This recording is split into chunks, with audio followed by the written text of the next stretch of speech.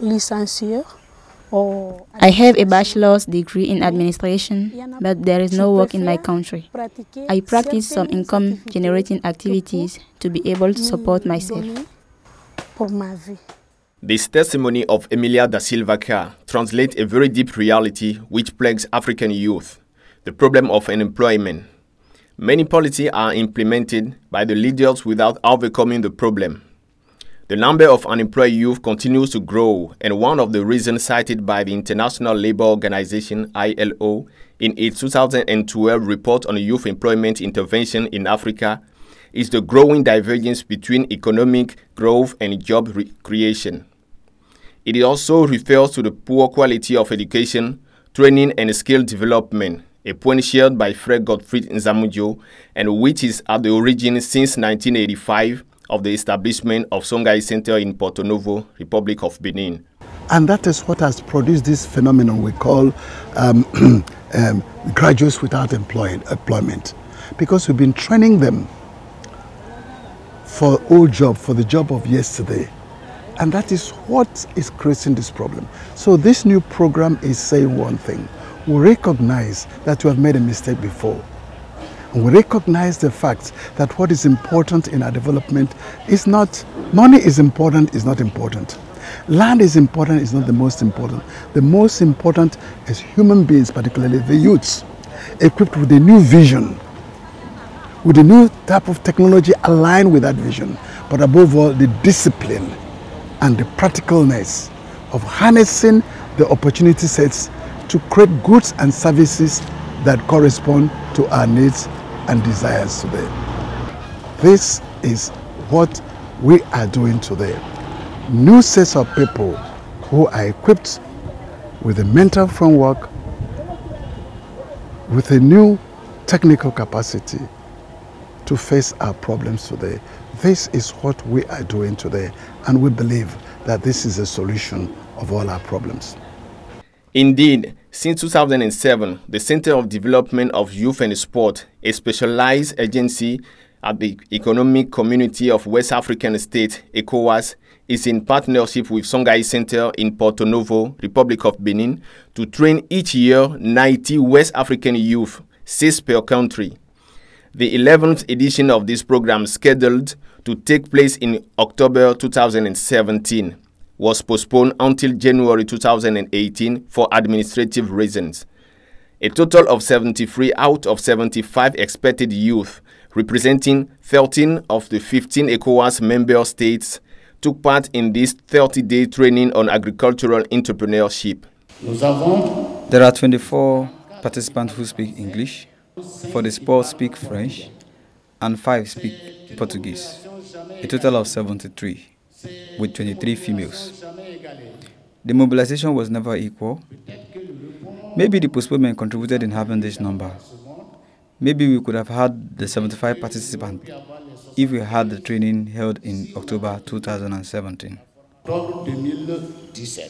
Altogether, the participants in this 11th edition of ECOWAS Regional Project for the Promotion of Agricultural Entrepreneurship among the youth has specific goals.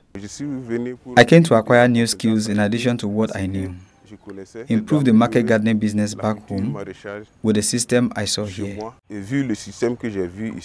Universities, a graduate of the University of Liberia, Department of Forestry, that was sent by the Ministry of Youth and Sport to represent Liberia on this training. And first of all, I'm glad to be selected among those. Me and my 5 colleagues, we are here to go through this training. We want to achieve, and we want to learn new things like what we are seeing around here, to take this kind of idea back home to our new government, to our newly elected government, to make some proposal on these kind of recreation and other areas on agriculture. I am a farmer. In Guinea, I grow rice. I also plant mangoes, pawpaw, oranges. Well, I would also like to do animal husbandry, broilers and layers. These are the new activities I'm going to add to expand my business. I'm going to live here with a lot of knowledge. When I get back to Guinea, I will be able to help my parents, to really put them on the right track and to correct some mistakes. I prefer agro-food processing. I want to choose that. To learn about it, work hard and open my pastry shop. I read sociology, but I see that it will take time.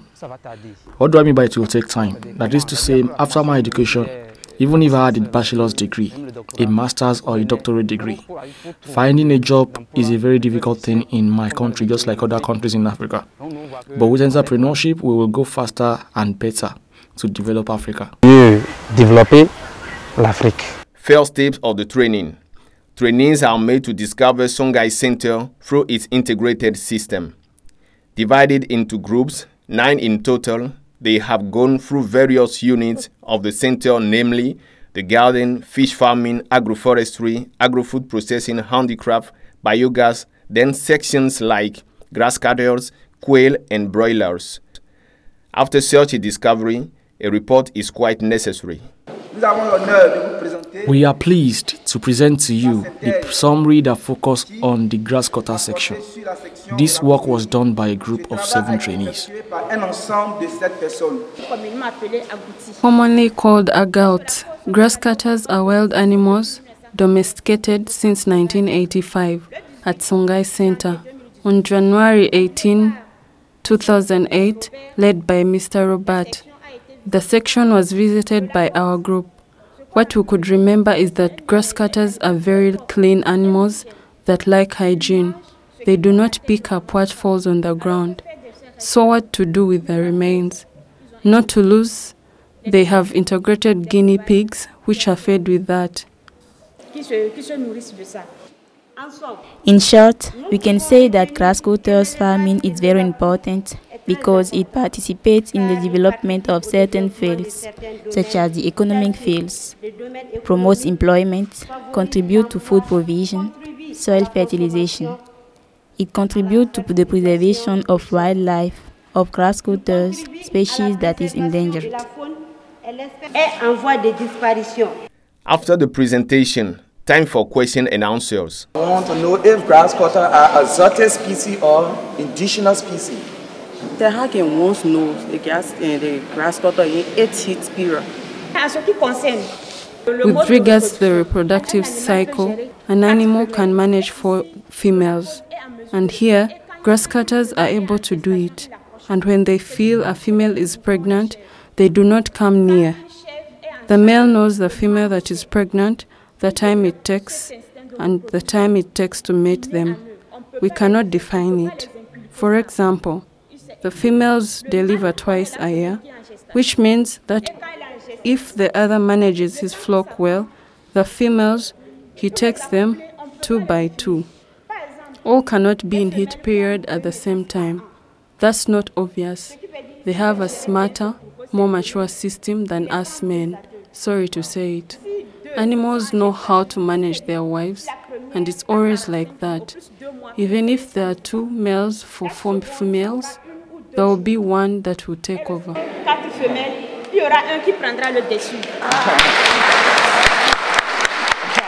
At the end of such an immersion in the production units of Songhai centers, the trainees proceeded to the second phase, making a choice of an activity which will be the area of specialization. Between theoretical and practical courses in the field, the trainees were given a session of entrepreneurship and writing a business plan as well as on personal development. This is what we are doing today. New sets of people who are equipped with a mental framework, with a new technical capacity to face our problems today.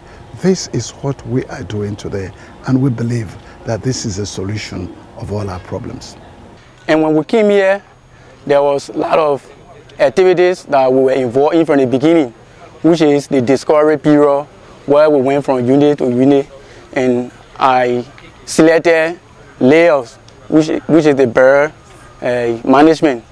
I selected layer to specialize myself in that, because in my country, more people who consume chicken, they are not farmers of it. Majority of the chicken consumed are from overseas, that can stay overseas for more than 3 to 4, 5 months. I specialize in poultry. We almost always import chicken from other countries. I learned new thing in poultry, the use of moringa. In the Gambia, we don't know that moringa, you give moringa to this chicken. I chose agroforestry because it is a sector for the future. It is an important sector for survival, and the demand for fruits consumption is growing daily. My specialization is on layers, but I was already doing poultry business, not really too equipped in it. When I came here, I partake in many aspects of it. At least how to manufacture their feeds. We learn how to give them their vicings, the edges, the stages. I learned the integration of it to other areas, various areas and various units. You can use their droppings and waste for farming and for other areas. Je suis dans le domaine des champignons. I am into mushroom production. I have come to see what Songhai is doing on mushroom. When I came here, I saw many things that are marvelous, like pastry. I then specialize in pastry and mushroom production. Palm bunches that are not used in my country, I discovered here that they are valuable. When I get back home, I will surely do that. I chose agroforestry because it will serve my country a lot. Back home, I am used to buying feed. Feed is very expensive. If you know how to make it yourself, the raw materials and everything, it reduces the expenses, and that is why I will spend the rest of my week here to learn how to make feed me so I can produce it myself. I choose fish farming as a specialization. First, fish farming is a profitable business, but also compared to my place where I live, I'm from Darfat. To find fish, sometimes we have troubles. I will not say to find fish, but good fish, fresh fish.